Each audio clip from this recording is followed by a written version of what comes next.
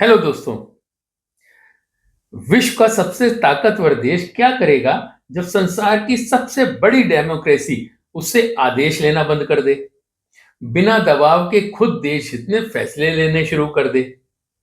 कुछ समय से अमेरिका इसीलिए परेशान है कि भारत उसकी बातें मान क्यों नहीं रहा है, क्यों वो अपने फैसले खुद लेने लगा है। ये केवल टैरिफ का मामला ही नहीं है दोस्तों, ये भारत को कंट्रोल करने का प्रयास है जो अब सफल नहीं हो पा रहा। अमेरिका नर्वस है और इसी नर्वसनेस का रिजल्ट है 25% tariff on Indian export on 25 जुलाई और another 25% tariff on 6 August. America ने इसका ऑफिशियल कारण तो भारत के साथ हुआ ट्रेड इम्बैलेंस और रशियन ऑयल परचेज को बताया, परंतु असली कारण भारत की तेजी से बढ़ती हुई अर्थव्यवस्था है जिसे वो रोकने में बिल्कुल असमर्थ है। भारत धीरे धीरे उनकी हॉलीवुड इंडस्ट्री, टेक इंडस्ट्री और ग्लोबल पॉलिटिक्स को चैलेंज कर रहा है जिसका बहुत सालों से अमेरिका का डोमिनेंस रहा है। यही सुपर पावर अमेरिका को बेचैन कर रहा है। लगभग एक सेंचुरी से पूरे विश्व में अमेरिका की दादागिरी टेक्नोलॉजी के क्षेत्र में, इकोनॉमी के क्षेत्र में व डिफेंस कैपेबिलिटी के क्षेत्र में मानी जाती रही है। परंतु पिछले कुछ वर्षों से भारत इन सभी क्षेत्रों में उभर के आगे आ रहा है, वो भी बिना वेस्टर्न कंट्रीज को कॉपी किए बिना, बल्कि अपने रिसोर्सेस की कैपेबिलिटीज को इंप्रूव करके, बिना किसी दूसरे देश की दखलंदाजी के। आज भारत फिफ्थ लार्जेस्ट इकोनॉमी है और आपको जानकर खुशी होगी कि बहुत जल्दी ही, कुछ ही वर्षों में भारत जापान और जर्मनी को ओवरटेक करके थर्ड लार्जेस्ट इकोनॉमी बन जाएगा। अमेरिका की चिंता केवल भारत की तेजी से बढ़ती हुई जीडीपी ही नहीं है, परंतु तेजी से बढ़ती हुई वैश्विक क्षमता है।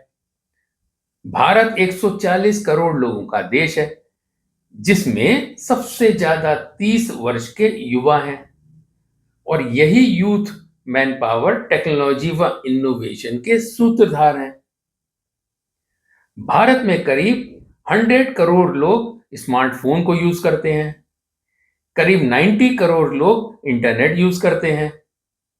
विश्व का सबसे बड़ा उपभोक्ता भारत का बाजार है।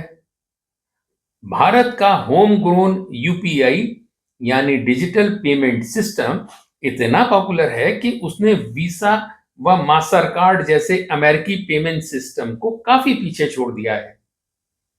आज यूएई में, फ्रांस में, भूटान, सिंगापुर, मॉरिशस, नेपाल और श्रीलंका में भी भारत का यूपीआई सिस्टम प्रचलित है।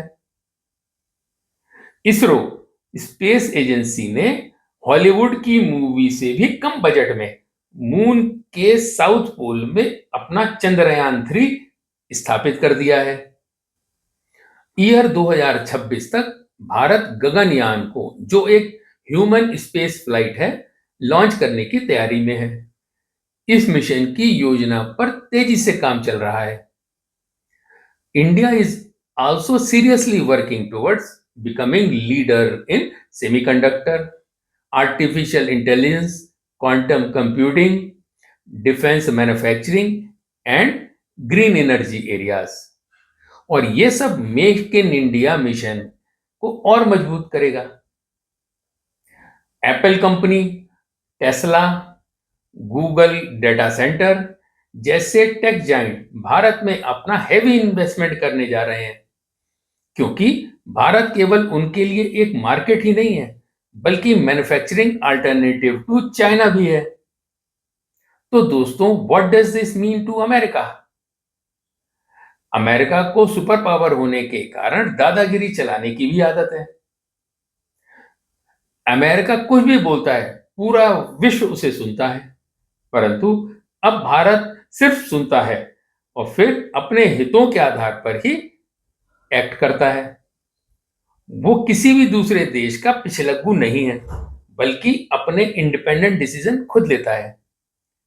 भारत एक सॉवरेन नेशन है और यही बात अमेरिका को खटकने लगी है। धीरे धीरे समय के साथ वर्ल्ड ऑर्डर बदल रहा है दोस्तों।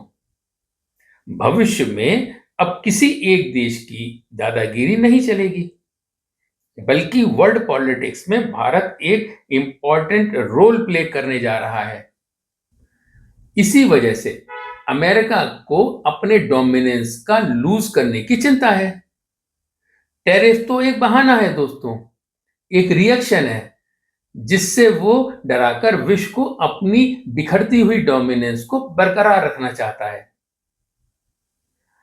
तो दोस्तों, अगर आप सोचते हैं कि अमेरिका का टैरिफ हंटर इसलिए भारत पर चला है क्योंकि हम रशिया का ऑयल खरीदते हैं या फिर ट्रेड इम्बैलेंस है, तो ये एक सिर्फ सिंबॉलिक है।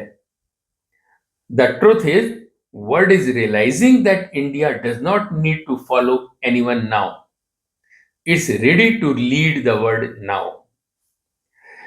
आशा है छोटी सी जानकारी आपको पसंद आई होगी। Thank you very much. Bye for now.